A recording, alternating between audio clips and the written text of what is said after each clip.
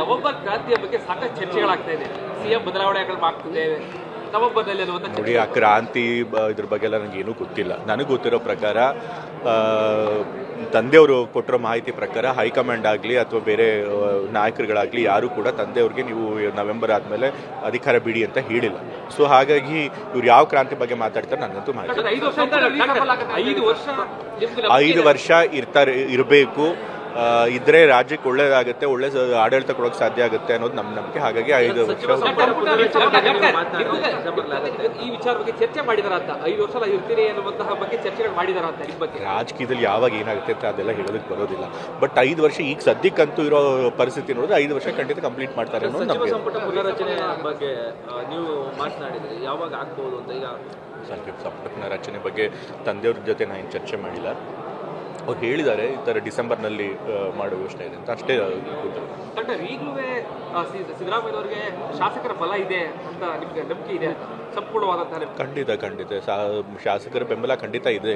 ಇಲ್ಲ ಅಂತಿದ್ರೆ ಇಷ್ಟೊತ್ತಿಗಾಗಲೇ ಸುಮ್ಮನೆ ಇರ್ತಿದ್ದಾರೆ ಶಾಸಕರು. ಈಗಾಗಲೇ ಹೈಕಮಾಂಡ್ ಹೋಗಿ ಕಂಪ್ಲೇಂಟ್ ಮಾಡಿದ್ರು. ಸರ್, ಮೈಸೂರಲ್ಲಿ ಯತೀಂದ್ರ ಅವರದೇ ಆಡಳಿತ ಇರೋದು, ಜಿಲ್ಲಾ ಉಸ್ತುವಾರಿ ಸಚಿವರು ನಾಮಕಾವಸ್ಥೆಗೆ ಮಾತ್ರ ಇರೋದು ಅಂತ ಅನ್ನೋ ಒಂದು ಮಾತಿದೆ.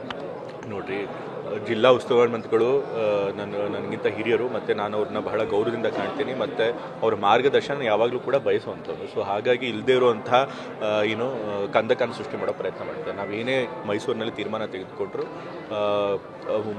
ಉಸ್ತುವಾರಿ ಮಂತ್ರಿಗಳ ಗಮನಕ್ಕೆ ತಂದೆ ಅದನ್ನು ಮಾಡೋದು.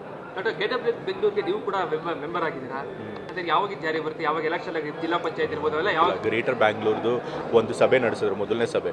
ಅಲ್ಲಿ ಚುನಾವಣೆ ಬಗ್ಗೆ ಎಲ್ಲ ಏನೂ ಮಾತನಾಡಿಲ್ಲ. ಆ ಸಭೆಯಲ್ಲಿ ಗ್ರೇಟರ್ ಬ್ಯಾಂಗ್ಳೂರಲ್ಲಿ ಏನೇನು ಆ್ಯಕ್ಷನ್ ಪ್ಲ್ಯಾನ್ ಹಾಕ್ಕೊಂಡಿದ್ದಾರೆ ಅದ್ರ ಬಗ್ಗೆ ಸ್ವಲ್ಪ ವಿವರಣೆ ಕೊಟ್ಟರು. ಮತ್ತು ನಮ್ಗಳಿಂದ ಏನಾದರೂ ನಿಮ್ಮದು ಫೀಡ್ಬ್ಯಾಕ್ ಇದೆಯಾ ಅಂತ ಕೇಳಿದ್ರು. ಅದು